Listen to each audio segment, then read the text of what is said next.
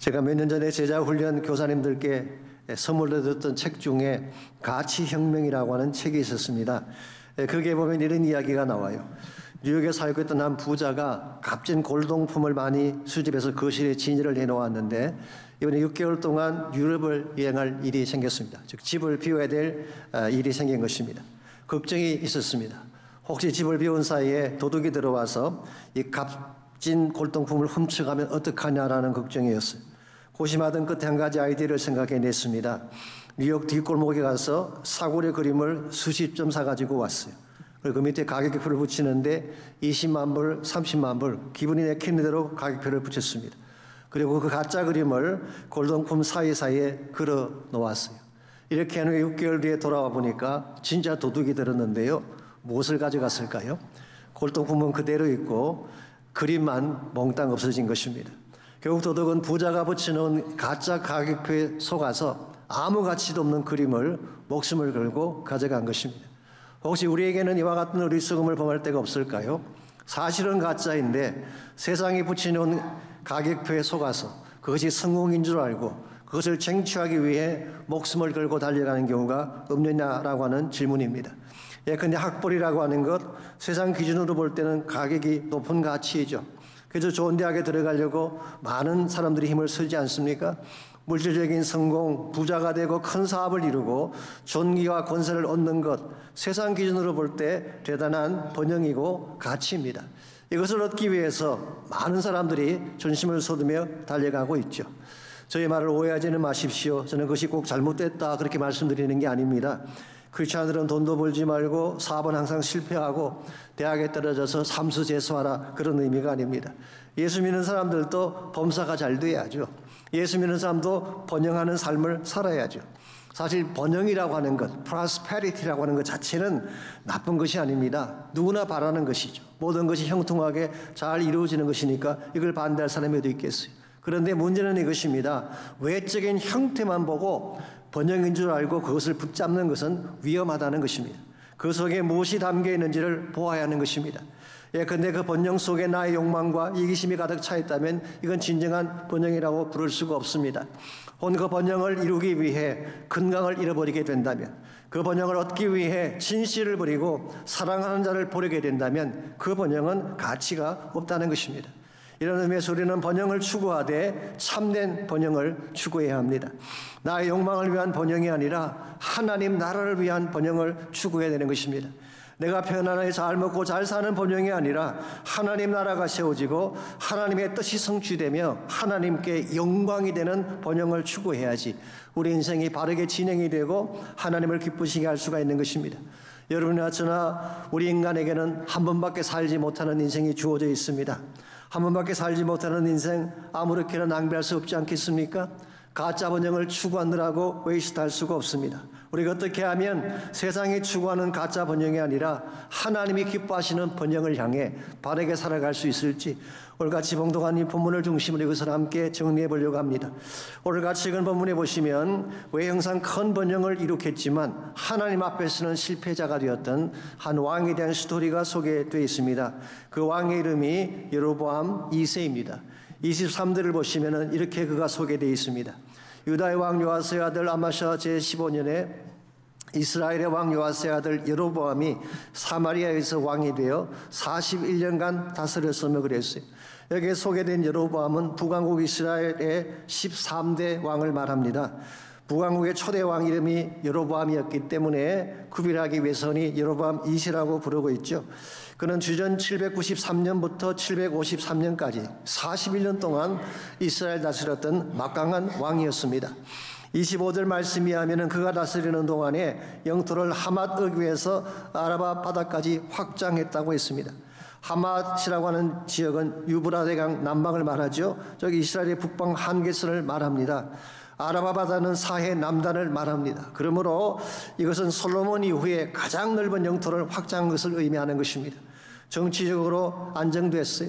경제적으로 큰 번영을 이룩했습니다. 그래서 이스라엘 역사상 제2의 전성기를 가져왔다고 평가받는 왕이 여로보암 2세였습니다. 누가 보아도 자랑스러운 성공적인 왕이 아닐 수가 없습니다. 그런데 그에게 한 가지 결정적인 문제가 있었습니다. 24절을 보시면 그 문제가 나와 있어요. 여호와 보시기에 악을 행하여 이스라엘에게 범죄하게 한 느밧의 아들 여로보암의 모든 죄에서 떠나지 아니하였더라. 인간 앞에서는 큰 번영을 이룩했는데 하나님 보시기에는 큰 악을 행했다는 것입니다. 그 악이 뭐냐? 초대왕 여로보암의 모든 죄에서 떠나지 않은 것입니다. 초대왕 여로보암이 어떤 죄를 지었나요? 우리 성경에 보게 되면 그는 나라를 세우자마자 금송아지 우상을 단과 베델에 세우고 백성들로 하여금 거기에 경배하게 했습니다. 그리고 여호와를 섬기는 모든 제사장들을 다 추방시켜 버렸어요. 한마디로 요약하면 이스라엘에서 하나님을 배제한 죄를 말하는 것입니다. 우리는 여기서 한 가지 당혹스러운 질문을 하지 않을 수가 없습니다. 여호와 하나님을 배제하고 금송아지를 섬겼는데 어떻게 그처럼 번영할 수 있으냐는 질문입니다. 우리가 생각하는 일반적인 상식은 하나님을 잘 믿으면 번영하고 하나님 떠나면 망한다는 것인데 어떻게 하나님을 떠나 악을 추종하는 자가 이처럼 번영하며 성공할 수가 있냐는 것입니다. 사실 우리 주변에도 가끔 보게 되면 이런 케이스를 흔히 볼 수가 있습니다. 예수 안 믿는 사람이 더 건강하고 더 장수하는 경우를 볼 수가 있죠. 거짓과 부패를 일삼는 사람들이 부자가 되어서 떵떵거리며 사는 모습을 볼 때가 있습니다. 그때 어떤 마음이 드시는가요? 억울한 마음이 들지 않습니까? 예수 믿어도 소용없구나라고 하는 자괴감이 들지 않습니까? 그런데 이것은 우리만 겪는 마음의 경험이 아닙니다. 시편 73편에 보시면은 그 시편을 기록한 시인도 동일한 좌절감을 느낀 것을 표현하고 있어요. 그런 악인이 형통하는 것을 보면서 거의 넘어질 뻔했다, 미끄러질 뻔했다 그런 표현을 썼어요. 넘어질 뻔한 것은 넘어졌다는 것은 아닙니다. 넘어질 뻔한 거예요. 죽을 뻔한 게 좋은가요? 죽는 게 좋은가요? 죽을 뻔한 것은 죽은 것이 아닙니다. 아직 살았다는 뜻이에요. 이와 같이 넘어질 뻔했던 이 시인이 성소에 들어갈 때 비로소 깨닫게 됩니다. 악인의 종말을 그는 보게 된 것입니다. 그냥 인간의 눈으로 보게 되면 있을 수 없는 부조리처럼 보이는데 성소에 들어가서 하나님 만나고 영적 눈을 뜨고 보았더니 악한 자들의 실상이 보이더라는 것입니다. 오늘 여러분까지의 삶도 마찬가지입니다. 영적 실상을 알게 되면 악인의 형통을 부러워할 이유가 전혀 없습니다. 첫 번째로 아무리 화려하게 보여도 하나님이 빠진 번영은 진정한 번영이 아니기 때문에 무늬만 찬란할 뿐이지 사실은 가짜인 것입니다. 거기에는 진실도 없고 생명도 존재하지 않습니다. 두 번째로 세상 번영은 결코 오래가지 못하기 때문에 일시적이면서 가변적인 성공일 뿐이지 영원히 빛나는 성공이 아닌 것입니다. 실제로 여로보암 2세가 이룩했던 이 번영이 30년을 넘기지 못합니다. 그처럼 많은 물질적인 부를 축적했지만 그의 죽음과 함께 그 모든 것이 끝나게 되고 약 30년 뒤인 주전 722년도에 북왕국 전체가 아수르의 손에 패망하고 역사 속으로 사라지고 말았습니다. 그렇기 때문에 그 시대에 사역했던 아모스 선지자나 호시아 선지자 같은 사람은 이때를 영적으로 가장 어두웠던 시기로 평가를 하고 사회 정의가 무너지고 죄악과 부패가 관영했던 시기라고 표현을 하고 있습니다. 그러므로 우리는 가짜 번영에 속으면 안 되는 것입니다. 그러면 진짜 소중한 것을 놓칠 수 있기 때문이죠. 기억하십시오. 하나님이 주시는 번영은 세상이 추구하는 번영과 다릅니다. 그것은 잠깐 있다 사라지는 풀의 꽃 같은 영광이 아니라 영원한 가치가 있는 영광입니다. 그것은 나의 만족, 나의 욕망을 위한 번영이 아니라 하나님 나라를 위한 번영이기 때문에 결코 쉬하거나 무너지지 않는 것입니다. 이런 면에서 우리 모두가 번영을 추구하되 바른 번영을 추구해야 되는 것입니다. 나의 개인적 욕망을 성취하기 위한 번영이 아니라 하나님 나라를 위한 번영, 이것을 추구하게 될 때 우리 삶도 바르게 진행이 되지만 맺게 될 열매가 아름답게 되는 것입니다. 여러분 가족 어떻게 하면 나의 혹은 세상적인 번영이 아니라 하나님 나라를 위한 번영을 추구함으로써 하나님께 영광 돌리며 살아갈 수 있을지, 오늘 본문에 소개된 여로보암 2세 케이스를 통해서 하나님이 기뻐하실 참된 번영을 이루는 세 가지 비결을 함께 정리해 보려고 합니다. 첫 번째로 하나님이 기뻐하실 참된 번영은 믿음의 기초가 필요합니다. 하나님을 믿음의 기초로 삼고 하나님 위에 세워야지 진정한 번영이 이루어진다, 그런 뜻입니다. 오늘 본문에서 여로보암의 번영이 오래가지 못했던 근본적인 이유가 뭘까요? 하나님을 배제하고 금송아지를 의지했기 때문인 것입니다. 이 금송아지라고 하는 것은 눈에 보이는 가치를 대변하는 것이죠. 혹은 세상이 설정한 가치, 세상이 만든 가치를 대변한다고 볼 수가 있습니다.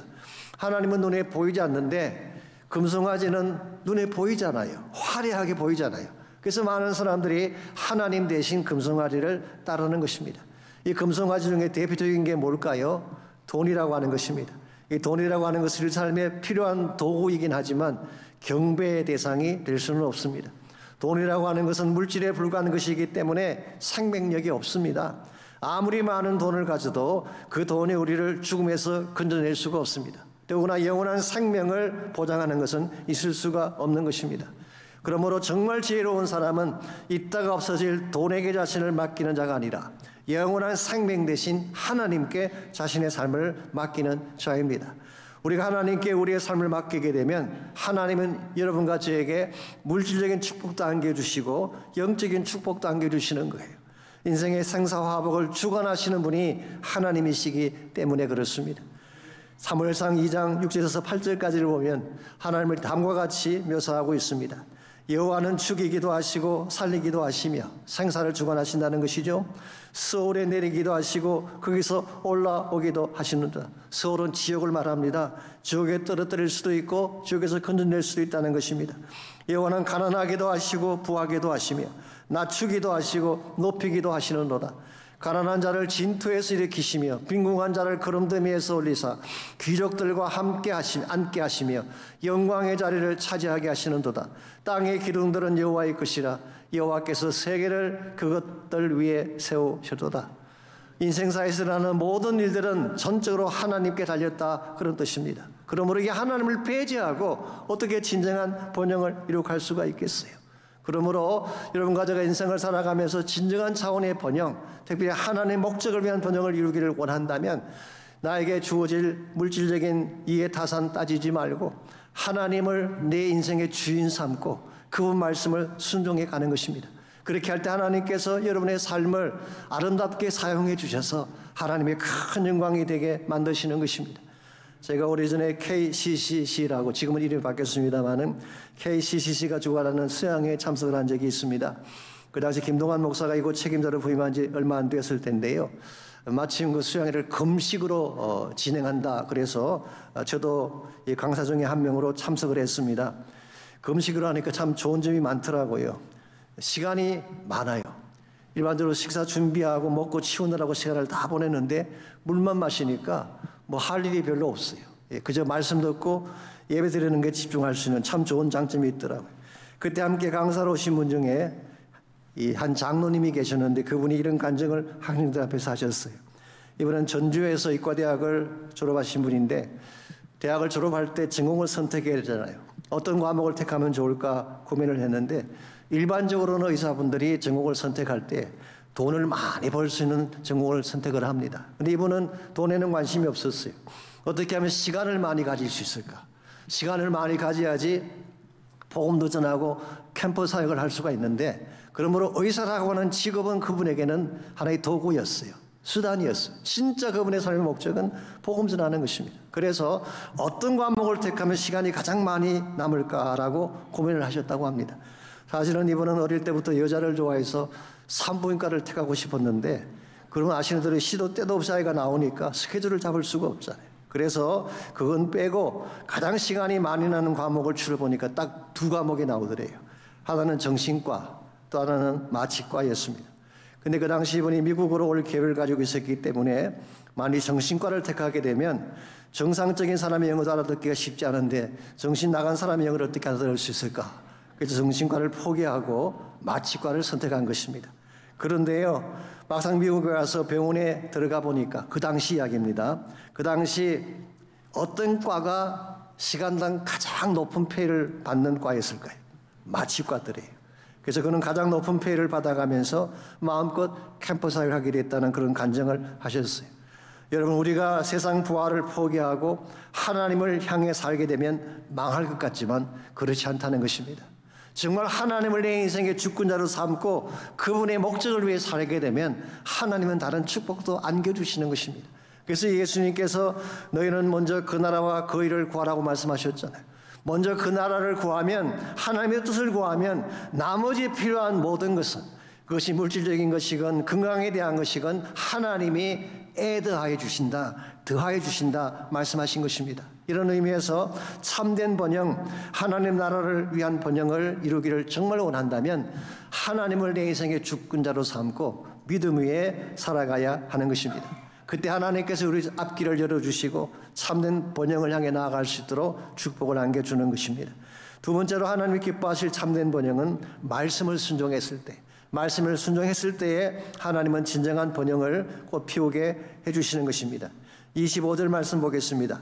여로보암의 번영이 무엇을 따라 주어진 번영인가가 25절에 기록되어 있습니다.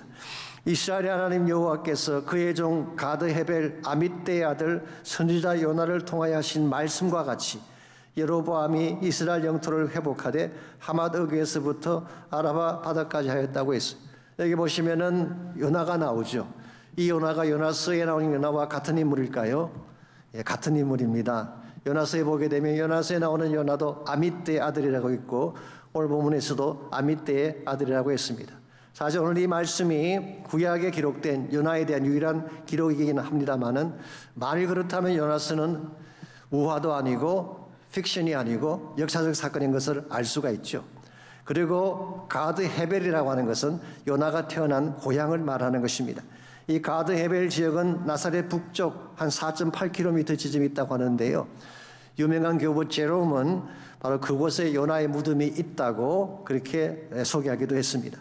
한 가지 재미있는 사실은 예수님의 고향과 가깝다는 것이죠.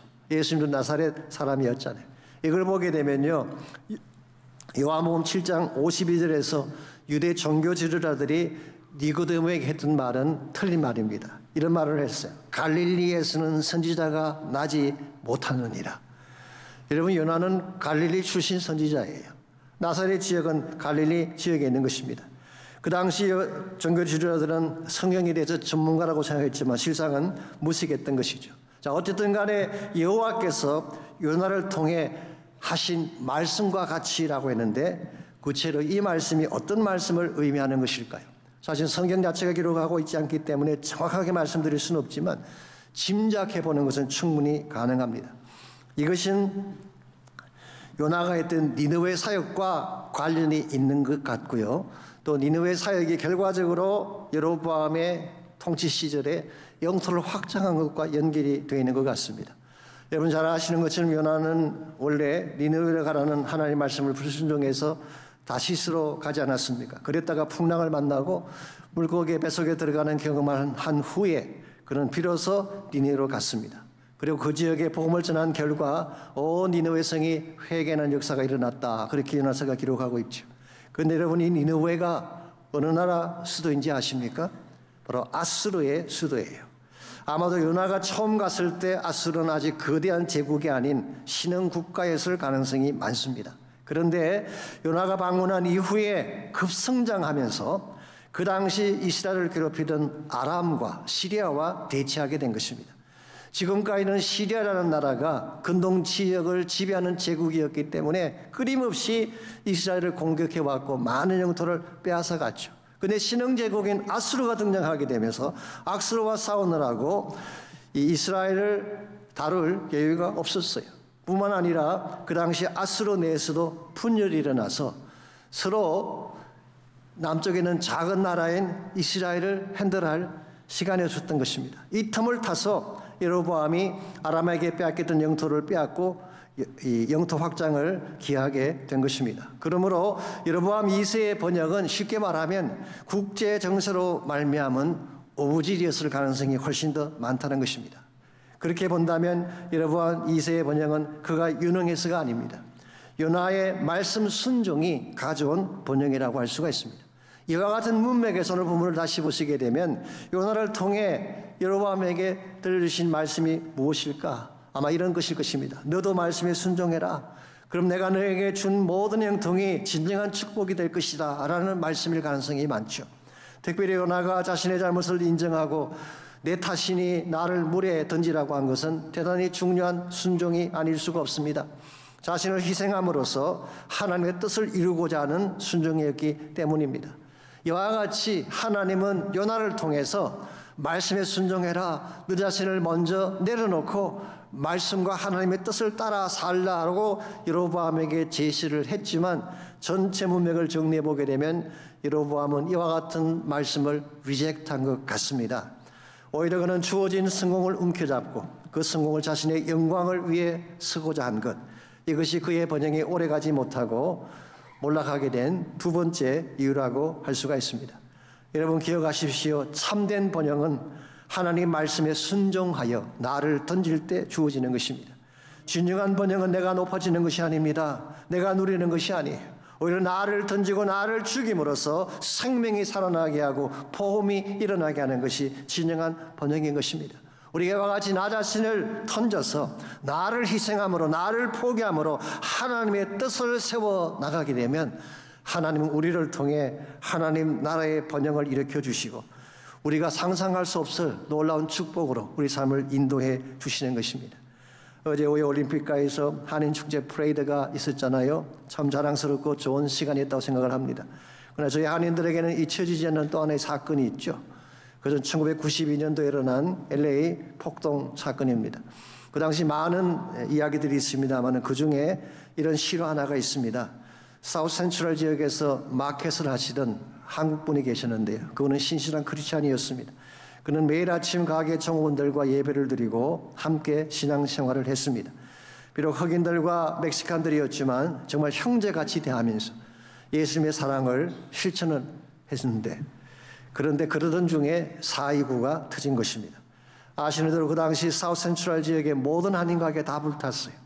그래서 자신의 가게도 분명히 불탔을 것이다 생각을 하고 며칠 그곳에 가보았더니 뜻밖에도 가게가 그대로 있는 것입니다. 어떻게 이런 일이 가능했을까 알아봤더니요. 가게에서 함께 일하던 종업원들이 폭동 당시 전부 가게를 둘러서서 이것만은 태울 수 없다고 지켰기 때문에 그 가게만은 상하지 않았다는 거예요. 그때 집사님이 깨닫습니다. 아하, 이것은 하나님이 지켜주신 것이구나. 이 사실을 깨닫고 하나님께 감사 기도를 드렸어요. 근데 그때 마침 흑인 노인 한 분이 우유를 사러 왔습니다. 그래서 하나님께 너무 감사한 나머지 그 노인에게 우유를 그냥 주었어요. 그리고 가만히 생각해 보니까 이 가게에 있는 모든 것이 내 것이 아니라 하나님의 것이라는 생각이 들었습니다. 불탔더라면 모두 사라지고 말 것인데 하나님이 보호해 주셨기 때문에 남아있다는 사실을 알게 된 것입니다. 그래서 그는 아예 그 지역에 광고를 냈어요. 필요한 것은 무엇이건 다 가져가십시오. It's all free. 공짜입니다. 그리고 오는 사람들에게 가진 물품을 나누어주고 그들을 정말 정성을 다해 대접하며 먹이는 사역을 하셨어요. 그리고 나서 다시 물품을 사서 가게를 채우고 장사를 했는데 어떻게 됐을까요? 그 주변 가게들이 다 불타고 없으니까 모든 사람이 그 가게에 올 수밖에 없잖아요. 엄청난 대박이 터져서 6개월 만에 60만 불의 수익을 올리고 그 당시 60만 불은 큰 돈입니다. 이 돈으로 나중에 이분이 선교사에게 헌신하게 됐다고 하는 실화가 남아 있습니다. 이와 같은 것이 하나님 나라를 위한 번영이라고 생각합니다. 나에게 주는 축복을 내가 움켜잡는 것이 아니라 이것을 나누고 베품으로 주님의 사랑을 실천하고 복음의 진보를 나타내는 것이 진정한 차원의 번영이라는 것입니다. 여러분과 제가 하나님의 말씀을 따라 하나님의 뜻을 따라 이런 순종을 해나갈 때에 우리 때문에 이 땅이 밝아지게 되고 하나님의 나라가 펼쳐져 가게 되는 것입니다. 그러므로 여러분과 제가 참된 번영, 하나님 나라를 위한 번영을 이루기를 원한다면 1차적으로 우리 삶을 믿음 위에 세워야 되는 것입니다. 하나님을 배제한 번영은 가짜 번영입니다. 두 번째로 말씀을 따라 나를 내려놓고 하나님의 뜻을 순종할 때에 우리를 통해 하나님 나라의 번영을 이루어 가시는 것입니다. 마지막 세 번째로 하나님의 기뻐하실 참된 번영을 이루려면 은혜를 인식하는 자세, 은혜의 인식이 필요합니다. 모든 번영 뒤에는 하나님의 은혜가 있습니다. 즉 내가 잘나서 성공한 것이 아니라 하나님이 도우셔서 성공하게 된 것이라는 것이죠. 이 사실을 인식하고 은혜에 합당한 삶을 살 때 우리는 참된 번영을 이룰 수가 있는 것입니다. 26절 27절을 보십시오. 여로보암 시절 이스라엘이 적군의 발에 밟히지 않고 번영하게 된 이유를 이렇게 소개하고 있습니다. 먼저 26절입니다. 이는 여호와께서 이스라엘의 고난이 심하여 매인 자도 없고 노인 자도 없고 이스라엘을 도울 자도 없음을 보셨고. 우리말 번역은 사실 조금 어렵습니다. 그런데 영어 번역이 조금 더 쉽게 되어 있어요. 저희 NIV 번역을 봤더니 여호와께서 이스라엘에 있는 모든 사람, 노예이건 자유자이건 모든 자가 다 스리슨 고통 가운데 있는 것을 보셨는데 There was no one to help them. 그들 가운데 어느 누구도 도울 자가 없었다. 즉 하나님께서는 아무도 도울 자가 없는 이스라엘 백성의 고통을 보시고 그들을 돕기 위해 개입하신 것을 의미하는 것입니다. 이것이 하나님의 긍휼이에요. 하나님은 예나 지금이나 고통 가운데 있는 자기 백성을 절대 외면하지 않습니다. 여러분이 아파하시는 현장, 고통당하는 현장을 다 지켜보시고 그 현장에 개입하시는 것이 하나님의 긍휼인 것입니다. 그리고 27절입니다. 여호와께서도 이스라엘 이름을 천하에서 없이 하겠다고도 아니하셨으므로 요아스의 아들 여로보암의 손으로 구원하심이었더라. 사실 이스라엘 백성이 그동안 지었던 죄를 생각하면 당장 심판하고 진멸해야 되는데 하나님이 그렇게 안 하셨다는 것입니다. 그래서 여로보암의 손으로 그 고난 가운데 있는 이스라엘을 건져내신 사실을 말하는 것입니다. 마땅히 진멸해야 될 이스라엘을 진멸하지 아니한 것을 뭐라고 표현하면 좋을까요? 우리는 그것을 은혜라고 하는 것입니다. 마땅히 진멸당해야 되는데, 마땅히 심판해야 되는데 심판하지 않고 살려주신 것이 바로 하나님의 은혜인 것입니다. 바로 열왕기하 13장 23절을 보게 되면 이 하나님의 언약은 언약 때문에 주어진 것이라고 설명하고 있습니다. 여호와께서 아브라함과 이삭과 야곱과 더불어 세우신 언약 때문에 이스라엘에게 은혜를 베풀며 그들을 불쌍히 여기시며 돌보사 멸하기를 즐겨하지 아니하시고 이때까지 자기 앞에서 쫓아내지 아니하셨더라. 이스라엘 민족이 그렇게 하나님을 아프게 했음에도 불구하고 남겨두신 이유가 뭐라는 것입니까? 아브라함과 이삭과 야곱과 맺은 언약 때문에 그 피의 언약을 보고 은혜를 베푸신 결과 그들을 남겨두셨고 여로보암 2세의 손을 통해 그들을 건져낸 사실을 말하는 것입니다. 이와 같이 지금 이스라엘 민족이 아직도 존재하게 된 이유 혹은 여로보암 2세가 이와 같은 번영을 이룩하게 된 근본적인 이유가 하나님 은혜 때문인데 이 사실을 망각하고 마치 자기가 잘나서 성공한 것처럼 생각한다면 이건 파멸로 갈 수밖에 없는 것입니다. 오늘 본문에서 여로보암의 번영이 아름답지 못했던 세 번째 이유가 여기에 있습니다. 은혜를 은혜로 인식하지 못하고 은혜를 쏟아버렸기 때문에 그런 결국 패망으로 가게 된 것입니다. 혹시 여러분과 제게는 이와 같은 우를 범할 때가 없는지요? 고통 중에 있을 때 내가 갈 바를 알지 못할 때 하나님께서 우리를 찾아오셔서 우리를 건져주셨어요. 내 힘으로 도저히 일어날 수 없을 때에 하나님이 능력의 손을 펴셔서 우리를 끄집어내어 주셨는데 이 사실을 망각해버리고 내가 잘나서 잘 살게 된 줄 알고 하나님 은혜와 상관없이 살아가게 된다면 여러분이나 저도 여로보암의 길을 따라가게 되는 것입니다. 이런 의미에서 우리에게 주어진 번영이 어떤 차원이든 이 모든 번영은 하나님이 주셨다는 사실을 기억을 해야 되는 것입니다. 그리고 이 하나님의 은혜에 합당한 삶을 살아가야지 우리를 통해 하나님 나라가 이루어지고 하나님 목적이 성취가 되는 것입니다. 그럼에도 불구하고 우리는 많은 경우에 은혜를 당연시하고 때로는 은혜 앞에 불평을 늘어놓을 때가 있습니다. 어떤 심리학자 한 분이 재미있는 실험을 했는데요. 어느 동네 한 구역을 선택을 해서 매일 아침마다 $100짜리 지폐를 그 집 앞에 놓았어요. 이 실험하는 첫날은 그 집에 있는 사람들이 이 사람 미친 사람 아닌가 의아하면서도 그 돈은 가져가더래요. 둘째 주쯤 되자 현관 앞에 나와서 돈을 기다리는 사람들이 있었어요. 이 돈을 매일 갖다 놓으니까 기다리는 사람이 있었어요. 세 번째 주가 되니까 돈 받는 것을 전혀 이상하게 생각하지 않았고 네 번째 주가 되었을 때는 아주 당연한 것처럼 돈을 집어갔다고 합니다. 시험 기간이 끝나고 즉 한 달이 지난 후에 이 심리학자가 이번에는 돈을 집 앞에 놓지 않고 그냥 동네를 지나갔습니다. 그랬더니 이 사람들이 어떤 반응을 보였을까요? 그동안 주신 은혜 감사합니다 했을까요? 아닙니다. 화를 내면서 왜 오늘은 안 주고 그냥 갔냐고 따지더라는 것입니다. 이게 사실은 일반적인 사람들의 마음 자세예요.